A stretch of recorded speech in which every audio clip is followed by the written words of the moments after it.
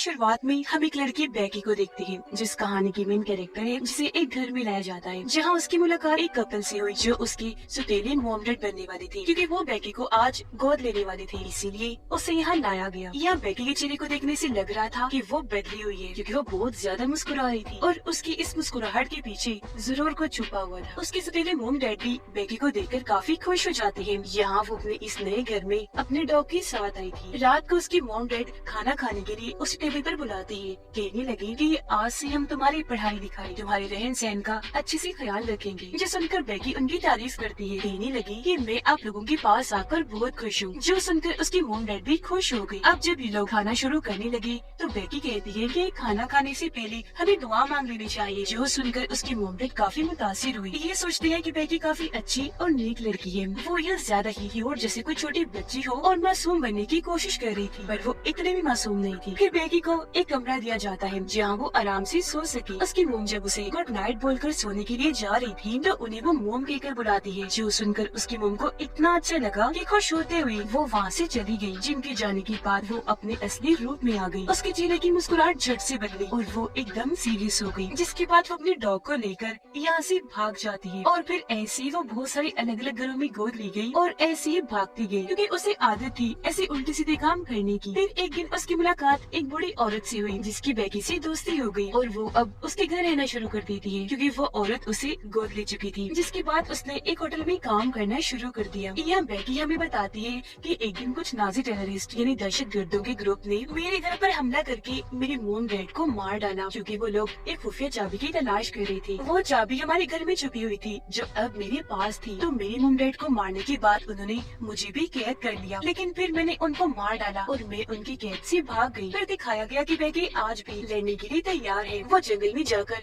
जबरदस्त ट्रेनिंग करती है, जिससे वो काफी अच्छी तरह लड़ना सीख गई। अब जिस औरत के साथ वो रहती थी उसका घर जंगल के पास ही था, इसलिए बेकी ने वहाँ ट्रैप सीधी जाल भी सेटअप किए हुए थे ताकि कोई भी यहाँ ना आ सके। अब बेकी उस बूढ़ी औरत के साथ खाने के लिए बैठी होती है जिसने उसे गोद लिया हुआ था, पर वो बेकी से प्यार नहीं करती थी। उसे भी समझ नहीं आती कि आखिर इस औरत ने मुझे यहाँ क्यों रखा हुआ है, जबकि ये मुझे अपने बेटे की तरह नहीं समझती। यहाँ तक कि दोनों एक दूसरे को जानते तक नहीं। इसलिए बेकी उससे पूछ लेती है कि आपने आज तक मेरा नाम क्यों नहीं पूछा। इस पर वो औरत बताती है कि बात ये है कि मैं अब बूढ़ी हो गई हूँ, तो अब मेरा ख्याल रखने वाला कोई नहीं था, इसीलिए मैंने तुम्हें गोद लिया ताकि तुम मेरा ख्याल रख सको। बस इससे ज्यादा और मुझे तुमसे कोई उम्मीद नहीं है, और न ही मुझे इस बात से फर्क पड़ता है कि तुम कौन हो, कहाँ से आई हो। तुम्हें साथ रखना बस मेरी मजबूरी है। अब बेकी उस होटल में चली जाती है जहाँ वो वेट्रेस की जॉब कर रही थी, क्योंकि इन्हीं कमाए हुए पैसों से वो उस औरत और अपने डॉग का ख्याल रखती थी। वो आज जब अपना काम कर रही थी तो एक आदमी उसे स्वीट हार्ट कहकर बुलाता है, जो अक्सर हम किसी को प्यार से कह देती है। जो सुनकर बेकी को अजीब लगा, इसीलिए वो फौरन आदमी को कहती है, एक्सक्यूज मी, तमीज से बात करो, मेरा नाम बेकी है तो मुझे इसी नाम से बुलाओ। अब ये सुनकर आदमी को भी अपनी बेइज्जती लगी, इसीलिए वो बेकी को भी बुरा भला बोलने लगा। अब उसे तो इतना गुस्सा आ गया कि वो सोचती है काश कि मैं प्लेट लेकर इस आदमी का गला काट दूं, पर वो ऐसा नहीं कर सकती थी। तो अपने गुस्से पर कंट्रोल करके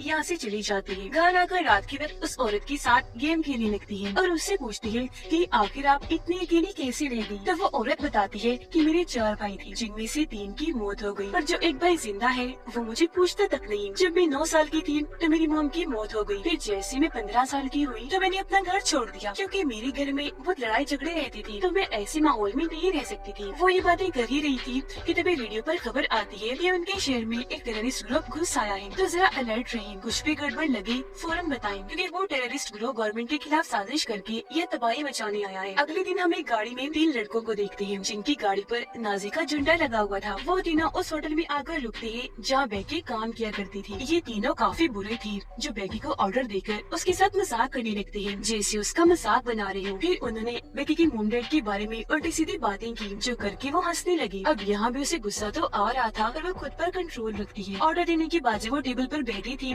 तो बेकी उनकी बातें सुनने लगती है, जो डेरियल नाम के एक आदमी के बारे में बात कर रही थी, जिसने किसी खास मकसद के लिए इन तीनों को यहाँ बुलाया है, क्योंकि वो इन तीनों से अपना कोई काम लेना चाहता था।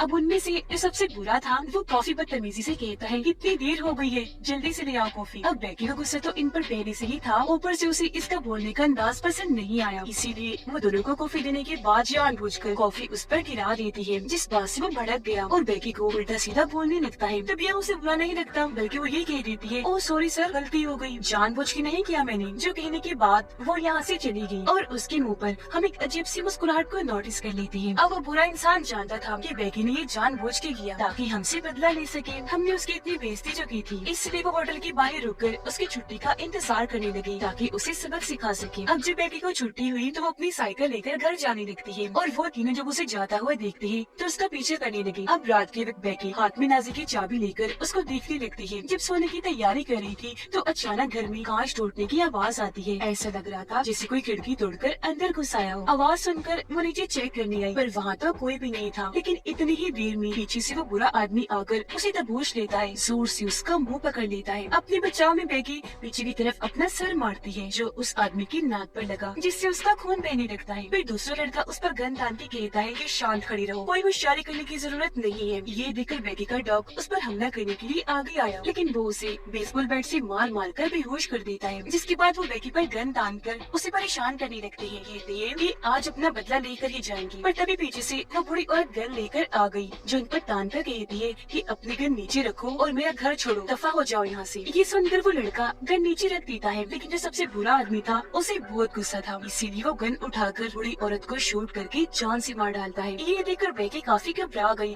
जोर से चिल्लाने लगती है और उन लोगों पर हमला करने के लिए फौरन उठी, लेकिन वो बुरा आदमी उसे थप्पड़ मारकर साइड में धक्का देता है। बेकी एक जगह पर टकराई और नीचे गिरकर बेहोश हो जाती है। अगली सुबह जब उसकी आँख खुली तो वो बूढ़ी औरत को मरा हुआ देखकर काफी दुखी हो जाती है, क्योंकि वो एक अच्छी औरत थी जिसने इतने अरसे से बेकी को अपने घर में रखा हुआ था। यह बेकी को अपने डैड का ख्याल आया कि वो भी मेरा ऐसे ख्याल रखती थी जैसे इस औरत ने रखा, लेकिन फिर उन टेररिस्ट ने डैड को मार दिया, जिससे आज वो बुरे लोग इस औरत को मारकर चले गए। तभी बेकी को अपने डॉग का ख्याल आया, इसलिए वो बाहर आकर डॉग को आवाज लगाने लगी, पर उसे पता चला कि वो लोग तो उसे अपने साथ ले गए हैं, जिससे उसे बहुत गुस्सा आया और अब वो और जोर से चिल्लाती है और उन लोगों से बदला लेने का सोचती है। उधर वो तीनों डेरियल के घर पहुँचे जिसने इन्हें एक काम के लिए बुलाया था। अब इन 3 लड़कों में एक लड़का अच्छा था जो इस तरह के कामों से दूर ही था, बस इनका दोस्त होने की वजह से इनके साथ रहता था, यानी वो शरीफ था। इनसे कहता है कि तुमने जो कुछ भी किया बहुत गलत किया, तुमने छोटी सी बात पर उस औरत की जान ले ली और अब भुगतना पड़ेगा, क्योंकि मुझे नजर आ रहा है कि इसका अंजाम बहुत बुरा होगा। ये सुनकर वो बुरा आदमी उसे गले से पकड़कर कहने लगा कि सिर्फ मैंने ही नहीं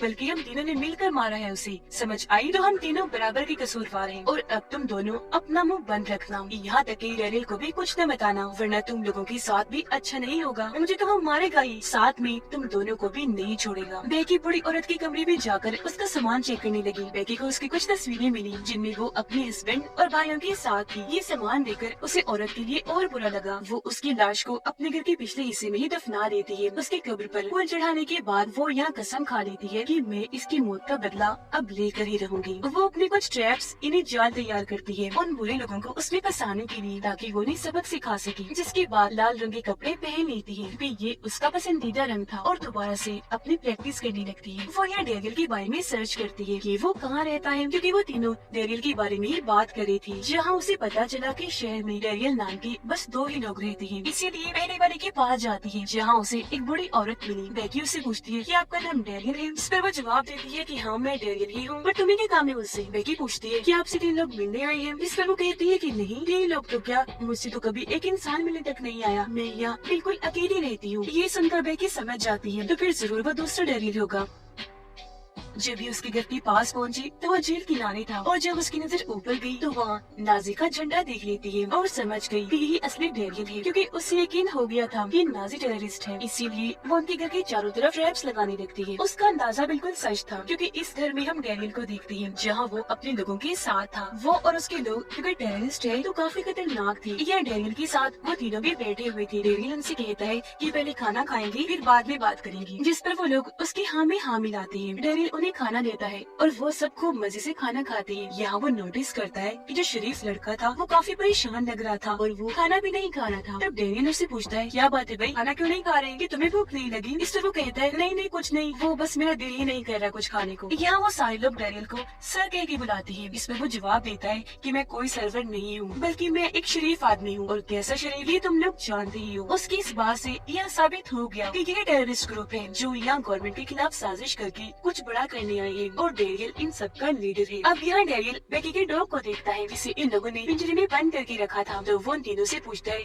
कि इस डॉग को यहाँ क्यों लाई हो, क्या कहानी है इसकी। इस पर वो बुरा आदमी बताता है कि ये डॉग एक लड़की का है जिससे बदला लेने के लिए हम उसके डॉग को यहाँ ले आए हैं ताकि उसे सबक सिखा सके कि उसे हम लोगों से नहीं उलझना चाहिए था। अब बेकी इनके घर के पास आ गई थी जो छुपकर इनकी बातें बड़े गौर से सुन रही होती है। वो भी पिछले रास्ते से जाकर एक कमरे के पास आ गई जिसकी खिड़की खोलकर वो अंदर दाखिल हो जाती है। टेबल पर पड़ी वो बहुत सारे फाइल्स को देखती है जिन्हें देखकर उसके होश उड़ जाते हैं क्योंकि उसे पता चल गया था कि ये टेररिस्ट ग्रुप यहाँ पर धमाके करने आए हैं। तो वो उन फाइल्स की तस्वीरें बनाकर और भी छानबीन करने लगती है। अब शरीफ लड़का जब वॉशरूम में जा रहा था तो डैनियल भी उसके पीछे जाने लगता है। एक जगह रुककर उसे कहता है कि मैं जानता हूँ तुम लोग मुझसे कुछ छुपा रहे हो, इसीलिए अब मुझे सच बताओ कि तुम लोगों के साथ क्या हुआ और तुमने ऐसा क्या किया जो तुम मुझसे छुपा रहे हो। इस पर वो फिर से मना कर देता है कि नहीं कुछ भी नहीं है ऐसा वैसा। जिसके बाद डैनियल उसे अपने साथ कमरे में ले जाने लगा और क्योंकि बेकी उसे कमरे में थी इसीलिए उनकी आने की आवाज सुनकर जल्दी से बेड के नीचे छुप जाती है। डैनियल उसे वो फाइल सिखाकर अपना प्लान बताता है। फिर लैपटॉप में एक पेन ड्राइव लगाकर उसे खुफिया जानकारी देता है कि हमें ऊपर से ये ऑर्डर्स मिले हैं कि इस जानकारी को शहर के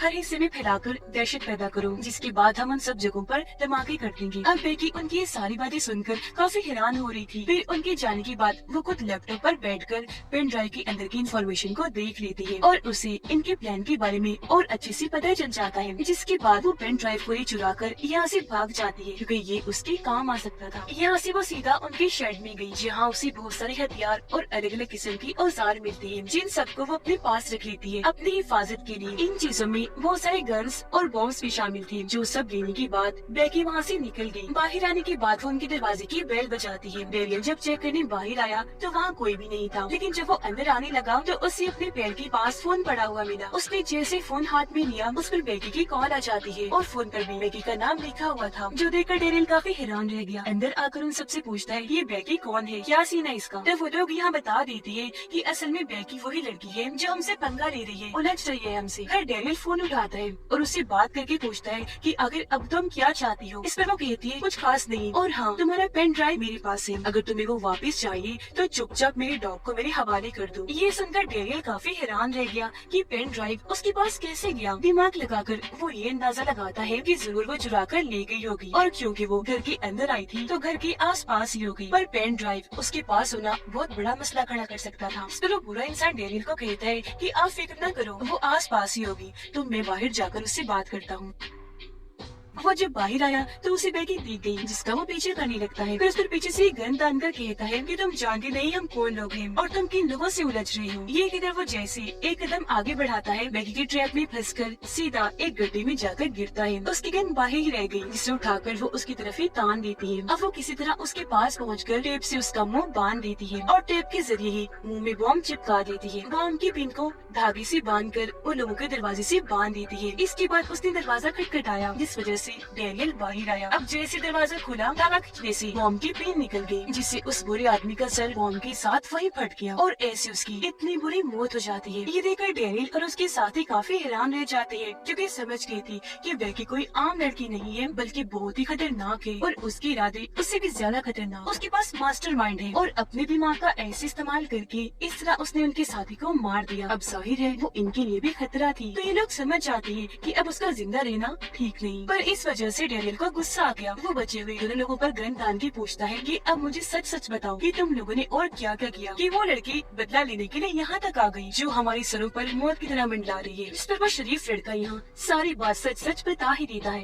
कहने लगा कि मेरे इन दो साथियों ने बूढ़ी औरत को मार दिया जो शायद बेकी की दादी थी, इसीलिए वो यहाँ आई उनकी मौत का बदला लेने के लिए। आगे वो कहता है कि अब मैं यहाँ से बाहर जा रहा हूँ ताकि सारी बात पुलिस को बता दूँ, क्योंकि जो इन्होंने उस बूढ़ी औरत के साथ किया सच में बहुत जल्द था। हालांकि वो सारे लोग उसे ऐसा करने से मना कर रहे थे, पर वो किसी की भी सुनने को तैयार नहीं था। ये देखकर डैनियल का दिमाग खराब हो गया, इसलिए उसके पास जाकर उसका सर मरोड़ देता है, जिससे उसकी गर्दन की हड्डी टूट गई और वहीं उसकी मौत हो जाती है। अब बेकी दोबारा डैनियल को कॉल करती है, कहने लगी कि तुम्हें समझ नहीं आ रही, पेन ड्राइव चाहिए तो मेरा डॉग वापस दे दो। ये सुनकर डैनियल के एक आदमी को बहुत गुस्सा आ गया, इसलिए वो बाहर जाकर जोर जोर से कहने लगा कि बेकी तुम जहाँ कहीं भी हो सुन लो मेरी बात, तुम्हारी मौत पक्की है, मैं तुम्हें छोड़ने वाला नहीं हूँ। अब दूर बैठी बेकी उसे देख रही थी, उसने हाथ में तीर पकड़ा हुआ था, जिससे वो सीधा उस आदमी पर वार कर देती है, जो तीर उस आदमी के मुंह के आर पार हो जाता है। उसकी मौत तो नहीं होती, पर ऐसा होने से उसे काफी तकलीफ होने लगी, इसलिए वो जल्दी से अंदर आ जाता है। डैनियल उसका तीर निकालता है और उसका बहुत सारा खून निकलने लगा, इस वजह से उस आदमी को बहुत गुस्सा आने लगता है। डैनियल उसे समझाता है कि तुम परेशान ना हो, उसे मैं पकड़ लूंगा, लेकिन वो उसकी एक नहीं सुनता और बेकी से बदला लेने के लिए बाहर निकल जाता है। बेकी जानबूझकर उसके सामने आ गई, जिसे देखकर वो उसके पीछे भागने लगा। वो भी भागी और उसे अपने पीछे शर्ट में ले जाती है। अंदर डैनियल बचे हुए तीसरे बुरे लड़के को पकड़कर उस पर गुस्सा करने लगा, कहता है कि ये सब कुछ तुम लोगों की वजह से हुआ, तो तुम यहाँ अंदर क्या कर रहे हो, तुम भी जाओ बाहर और कैसे भी करके बेकी को ढूंढ कर लाओ। अब वो बाहर आ तो जाता है, पर गाड़ी लेकर यहाँ से भाग गया, क्योंकि उसे इस मसले में पड़ना ही नहीं था। डैनियल का जो आदमी शर्ट में बेकी के पीछे गया था, वो उसे पकड़ लेता है और बुरी तरह उसे मारने लगा, लेकिन बेकी नीचे से उसकी तरफ रुई वाला बॉम्ब फेंक देती है, जिस वजह से उसे खांसी होने लगी। उसका दम इतना घुटा कि वो बाहर आ जाता है, तब बेकी भी उसके पीछे बाहर आ गई। बूढ़ा आदमी माफी मांगने लगा कि मुझे माफ कर दो, मेरी फैमिली है, छोटे छोटे बच्चे हैं। अब यहाँ एक टाइम पर बेकी उसे छोड़ने के लिए मान गई, लेकिन जब उसे याद आया कि ये तो नाजी हैं, जिन्होंने मेरी फैमिली को नहीं बख्शा था, मेरी मॉम डैड को मार दिया, तो आज इसकी फैमिली के लिए मुझे भी इस पर तरस खाना नहीं चाहिए। जो सोचकर वो खंजर से उस आदमी पर हमला करती है और बार बार उस पर वार करके कई टुकड़े कर देती है और ऐसे उसकी बहुत भयानक मौत हो जाती है। उसका सारा खून बेकी के ऊपर गिरा और वो पूरे खून से लथपथ हो गई। उसे मारकर वो खुश हो ही रही थी कि तभी सामने से उसे एक इंजेक्शन आकर लग जाता है, जिससे वो बेहोश हो गई। जब उसकी आंखें खुली तो वो खुद को कुर्सी से बंधा हुआ पाती है, जिसके सामने डैनियल बैठा था। वो उसे कहता है, तुम जानती नहीं हम कौन हैं, तुमने गलत इंसान से पंगा ले लिया है। जो कहकर वो बेकी को उसका सारा सामान दिखाता है जो वो तैयारी करके आई थी, और कहता है कि अगर तुम बता दो कि पेन ड्राइव कहाँ है तो मैं तुम्हें और तुम्हारे डॉग को छोड़ दूंगा। इस पर बेकी कहती है कि नहीं बताऊंगी, तुम एक टेररिस्ट हो तो मैं तुम्हारी मदद क्यों करूँ। इतनी ही देर में यह डैनियल नाम की वही बुरी औरत आ जाती है, जिसके घर में बेकी सबसे पहले गई थी। उसे देख उसे काफी हैरानी हुई, क्योंकि बेकी को लगा था कि वो एक शरीफ औरत होगी, पर यहाँ वो भी इनके साथ मिली हुई है। यहाँ वो बुरी औरत बेकी को बताती है कि असल में ये डैनियल मेरा बेटा है, इसलिए मैंने इसका नाम अपने नाम पर रखा। हम दोनों माँ बेटे का एक ही नाम है, डैनियल। जिसके बाद वो बेकी के डॉग को बाहर निकाल कर उसे मारने की धमकी देती है और कहती है कि अगर इसे बचाना चाहती हो तो चुपचाप पेन ड्राइव को हमारे हवाले कर दो। अब अपने डॉग के लिए बेकी उन्हें पेन ड्राइव देने के लिए तैयार हो गई, लेकिन वो ये नहीं जानती थी कि ये बेकी है। उसके इतनी जल्दी मान जाने के पीछे भी कोई राज छुपा है, लेकिन क्योंकि वो राजी हो गई थी इसलिए दोनों माँ बेटा खुश होने लगे थे। पर हमें यहाँ पता चला कि इस दौरान बेकी ने खुद को रस्सी से आजाद कर लिया है। इस बात को पता चलते ही डैनियल उसके पास आने लगा, पर वो उसे टांग मारकर दूर गिरा देती है। अब जब डैनियल दोबारा उसके पास आने लगा तो बेकी जल्दी से स्प्रे उठाकर उसकी आंखों में कर देती है, जिससे डैनियल को जलन होने लगी। तो वो जल्दी से वॉशरूम में आकर अपनी आंखें धोने लगता है। डैनियल की मोम बाहर बेकी पर गन तानकर उसे जान से मारने की धमकी देती है, पर उससे पहले ही बेकी दूर से चाकू उसकी तरफ फेंक के मारती है, जो सीधा उसके माथे पर आकर लग जाता है और वहीं पर उसकी मौत हो गई। इसके बाद बेकी जल्दी से यहाँ से भाग गई। अब जब डैनियल बाहर आया तो अपनी मॉम को मरा हुआ देखकर उसे बहुत बुरा लगा। उसे बेकी पर गुस्सा आ जाता है, तो वो जल्दी से बाहर आकर उसके पीछे भागने लगता है और बार बार गन से उसे शूट कर रहा था। पर एक जगह पर आकर बेकी रुक जाती है, क्योंकि वो कुछ सोच रही थी। डैनियल उसे कहता है, बस अब तुम्हारा खेल खत्म, बचकर कहाँ जाओगी, मैं अभी यहीं पर तुझे मार डालूंगा। ये कहकर वो जैसे कदम आगे बढ़ाता है तो उसका पैर एक ट्रैप में फंस गया, जिससे उसे इतनी दर्द हुई